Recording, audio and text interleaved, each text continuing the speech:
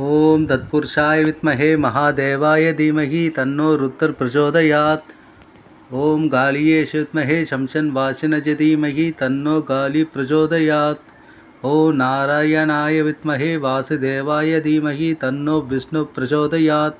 ஜோதிட நண்பர்களுக்கு வணக்கம். இந்த வீடியோவில் நம்ம எதை பற்றி பார்க்க போகிறோன்னா, கைகளில் மிக சிறப்பான ஒரு 10 குறிகள் இருக்குது, 10 அதிர்ஷ்ட ரேகைகள். அந்த ரேகையில் 2 அல்லது 3 ரேகைகள் இருந்தாவே நீங்கள் கட்டாயம் மிகப்பெரிய கோடீஸ்வரர் ஆவீங்க. அதனால் என்ன விதமான ரேகைகள் இருந்தால் அது மிகப்பெரிய அதிர்ஷ்டத்தை தனலாபத்தை தரும் அப்படின்ற பற்றி தான் இந்த வீடியோவில் தெள்ள தெளிவாக பார்க்க இருக்கின்றோம். வில் அமைப்பு கொண்ட ரேகை, அதாவது இந்த 4 விரல்களும் அடியில் இணையக்கூடிய இடத்துல வில் போன்ற ஒரு ஷேப், ஒரு அண்ணா ஆர்ச் போன்ற ஒரு ஷேப் உருவாகும். படத்தில் காட்டிலவாறு நான் ட்ரா பண்ணதை நார்மலாக ட்ரா பண்ணியிருக்கேன். ஆனால் பார்க்குறது வில் அம்பு போல் வளைஞ்சி, அதாவது சந்திரனுடைய அரைவட்ட பிம்பம் எப்படி இருக்கும், அண்ணா ஆர்ச் எப்படி இருக்குது வளைவா, அது மாதிரி இந்த சுண்டு விரல், சூரிய விரல், நடுவிரல், ஆள்கட்டை விரலுக்கு கீழே படத்தில் காட்டிலவாறு வளைவாக ஒரு ரேகை அமைப்பு இருந்தால் அது மிகப்பெரிய அதிர்ஷ்டம். அவங்க எடுத்த காரியங்களை சக்ஸஸ்ஃபுல்லாக நிலைநாட்டுவாங்க.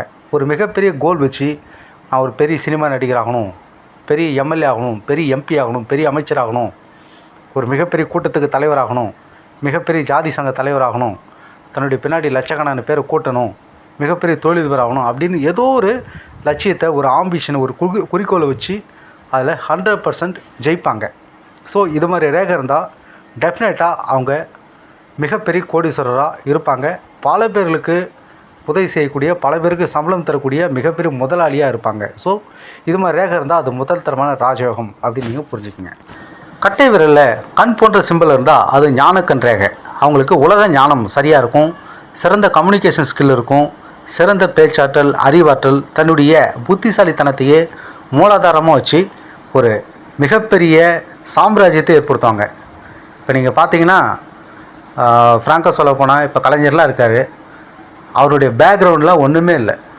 ஆனால் தன்னுடைய புத்திசாலித்தனம், தன்னுடைய பேச்சாற்றல், அறிவாற்றல், இதை மட்டுமே ஆயுதமாக வச்சு மிகப்பெரிய சரித்திர சாதனையை தமிழ்நாட்டில் செஞ்சு இன்றைக்கி அவர் பல 1000 வருஷம் ஆனாலும் அவருடைய பேர் நிலைச்சி நிற்கிற மாதிரி மிகப்பெரிய சாதனைலாம் பண்ணிட்டு போயிட்டார்.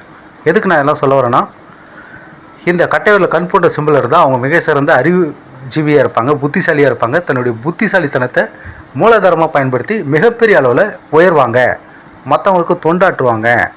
சிறந்த ஞானம் உள்ள ரேகை இது அப்படின்னு நீங்கள் புரிஞ்சுக்குங்க. மேல்செவமேட்டிலிருந்து சூரிய விரலை நோக்கி ஒரு மேல்நோக்கு ரேகை போது பாருங்கள், ஒயிட்டாக ட்ரா பண்ணியிருக்கேன் பாருங்கள். இது என்ன சொல்லுதுன்னா, இது மாதிரி ரேகை இருக்கிறவங்க நிறைய ஹார்ட் ஒர்க் பண்ணி எந்த பேக்ரவுண்ட் இல்லாட்டியும் கூட தன்னுடைய உழைப்பை மூலாதாரமாக வச்சு அதனோட ஒரு 10% அதிர்ஷ்டத்தையும் ஆட் பண்ணி பெரிய அளவில் ஜெயிப்பாங்க. அதாவது 90% ஹார்ட் ஒர்க்கும் வேணும், ஒரு 10% லக்கும் வேணும். நம்ம என்ன தான் புத்திசாலியாக இருந்தாலும், என்ன தான் தொழில் செஞ்சாலும், என்ன தான் கால்குலேஷன் மைண்டாக இருந்தாலும், ஒரு 10% நமக்கு இயற்கை ஒத்துழைக்கணும், அந்த காலகட்டம் ஒத்துழைக்கணும். இப்போ ஒரு பிஸ்னஸ் ஸ்டார்ட் பண்ணி மறுநாளே கொரோனா ஒட்டுமொத்த உலகமே கடையெல்லாம் மூடிட்டு போயிட்டா அது சக்ஸஸ்ஃபுல்லாக ஆகுமா? ஆகாதில்ல.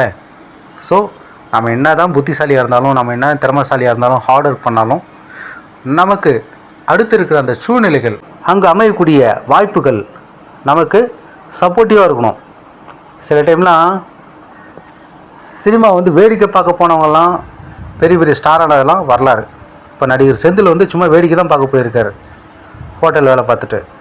அங்கே இருந்தவங்க ஒரு கேரக்டருக்கு ஆள் இருக்குது நடிக்கிறியான்னு அவர் கூப்பிட்டு நடிக்க வச்சு இன்றைக்கி அவருக்கு சென்னையில் 100 கோடி சொத்து இருக்குது. எதுக்கு நான் சொல்ல வரேன்னா, நம்ம என்ன தான் முயற்சி பண்ணாலும், புத்திசாலித்தனம் இருந்தாலும் கொஞ்சமாவது லக் வேணும். ஸோ இது போல் மேல்நோக்கு ரேகை மேல் செவமேட்டிலேருந்து சூரியமேட்டை நோக்கி போனால் 90% அவங்களுடைய ஹார்ட் ஒர்க் ப்ளஸ் 10% அவங்களுக்கு லக்கும் இருக்கும். அந்த அதிர்ஷ்ட வாய்ப்பை சரியாக பயன்படுத்தி பெரிய அளவில் சொத்து வாங்குவார். ஏக்கர் கணக்கில் நிலம், ஒன்றுக்கு மேற்பட்ட வீடு, ஒன்றுக்கு மேற்பட்ட வாகனம் வாங்கக்கூடிய அமைப்பு இது. 4வது பார்க்க இருக்கிறது இரட்டை விதிரேகை. விதிரேகை சந்திரமேட்டிலேருந்து ஆரம்பிக்கிட்டோம், அல்லது ஆயிலினுடைய அடிப்பகுதியிலேருந்து ஆரம்பிக்கும், அல்லது சுக்கிரமேட்டிலேருந்து ஆரம்பிக்கிட்டோம், அது எங்கிறது வேணாலும் ஆரம்பிக்கிட்டோம். ஆனால் விதிரேகை ஒன்று மாத்திரம் இல்லாமல் 2 விதிரேகை பேரலெல்லாம் படத்தில் காட்டியவாறு இருந்ததுன்னா அவங்களுக்கு பல வழியிலையும் வருமானம் வரும்.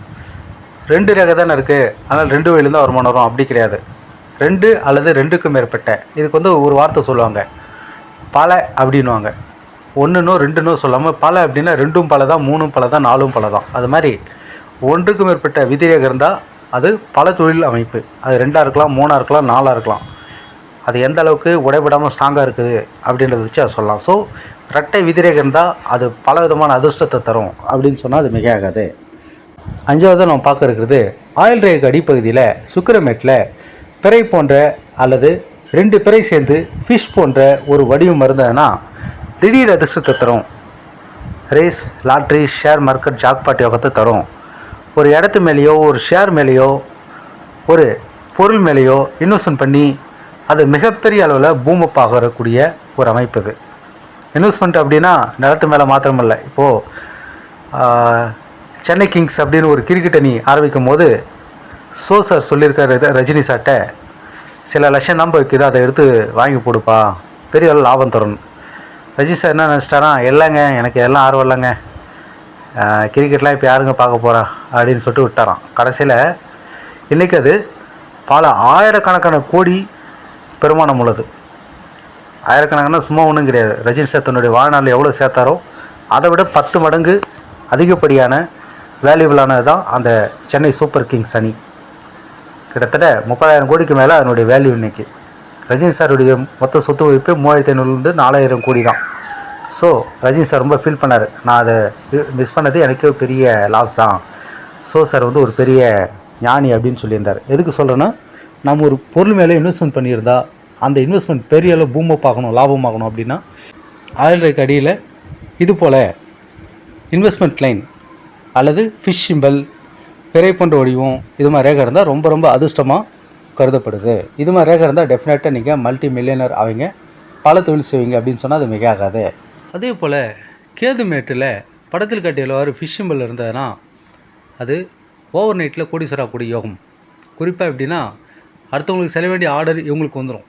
இப்போ எப்படி மற்ற நாடுகளுக்கு செல்ல வேண்டிய ஆர்டர்ஸ் எல்லாம் சைனாக்காரன் வாங்கி நான் கம்மி விலைக்கு அஃபோர்டபுள் ப்ரைஸில் பண்ணித்தரேன், நான் வாங்கிட்டு போயிடறேனே, அது மாதிரி உங்களுடைய தொழில் போட்டியாளருக்கு செல்ல வேண்டிய ஆர்டர்ஸ், லாபம் எல்லாம் உங்களுக்கு வரும். உங்கள் பக்கத்து வீட்டுக்காரருக்கு போக வேண்டிய பணம், லாபம், திசை மாறி ரூட்டு மாறி உங்களுக்கு வந்து சேரும். அவங்களுக்கு செல்ல வேண்டிய சான்ஸ் உங்களுக்கு வரும். அவங்களுக்கு செல்ல வேண்டிய பதவி உங்களுக்கு வரும். அவங்களுக்கு செல்ல வேண்டிய மாவட்ட செயலாளர் பதவி அதிர்ஷ்டவசமாக உங்களுக்கு வரும். இது மாதிரி அடுத்தவங்களுக்கு செல்ல வேண்டிய லாபம் குருட்டு அதிர்ஷ்டமாக உங்களுக்கு வரும். அப்படின்றது தான் இங்கே இருக்கக்கூடிய ஃபிஷ் சிம்பல் சொல்லுது. அதை குருட்டு அதிர்ஷ்டம் சொல்கிறத விட எந்த திறமையும் இல்லாட்டி தகுதி இல்லாட்டி உங்களுக்கு வரும் அப்படின்னு புரிஞ்சுக்கலாம். 2வது, போன ஜென்மத்தில் நீங்கள் எந்த அளவுக்கு தான தர்மம் பண்ணியிருக்கீங்களோ, நிறைய புண்ணியம் பண்ணியிருக்கீங்களோ, அதனுடைய பிரதிபலிப்பை, அதனுடைய பிரதிபலனை நீங்கள் இந்த ஜென்மாவில் அனுபவிக்கிறீங்க. அதை சில பேர் வைத்தறிச்சியில் குருட்டு அதிர்ஷ்டம் அப்படின்றாங்க. ஆனால் சட்டியில் இருந்தால் தான் அகப்பையில் வருன்ற மாதிரி 3 ஜென்மாவில் செஞ்ச நல்ல வினைகளுக்கு ஏற்ப இந்த ஜென்மாவில் அதிர்ஷ்ட வினைகளை நீங்கள் அனுபவிக்கிறீங்க, அவ்வளோதான். அதே போல் இதய ரேகை ஆரம்பிக்கிற இடத்துல திரிசூலுக்குரிய படத்தில் காட்டியவர் இருந்ததுன்னா அதில் ஒரு ரேகை நடுவிரல் சனிமேட்டில் இருக்கிற நடுவிரல் ஏறி இருந்து இன்னொரு ரேகை குருமேட்டினுடைய ஆப்போசிட் டைரக்ஷனில் போயிட்டு இன்னொரு ரேகை ஆள்காட்டி விரலை நோக்கி இருந்ததுன்னா அது மிகப்பெரிய அதிர்ஷ்டம், கடவுளுடைய அருளாசி இருக்கும். மிகப்பெரிய ஆன்மீகவாதியாக அந்த ஜாதகர் அந்த ரேகை கூட இருப்பார். பல வழியில் அவங்களுக்கு வருமானம் வரும். பல புண்ணிய காரியங்களும் அவங்க ஈடுபடுவாங்க. மிக சிறப்பான அற்புதமான அமைப்பு. இதே போன்ற திரிசூலக்குறி சனிமேட்டில் மட்டும் இருந்தாங்கன்னா அவங்களுக்கு தொழிலில் செய்யக்கூடிய தொழிலில் மிகப்பெரிய லாபத்தையும் ஆயிரக்கணக்கான பேருக்கு சம்பளம் தரக்கூடிய மிகப்பெரிய முதலாளித்துவ யோகத்தையும் தரும் அப்படின்னு சொன்னால் அது மிகையாகாது.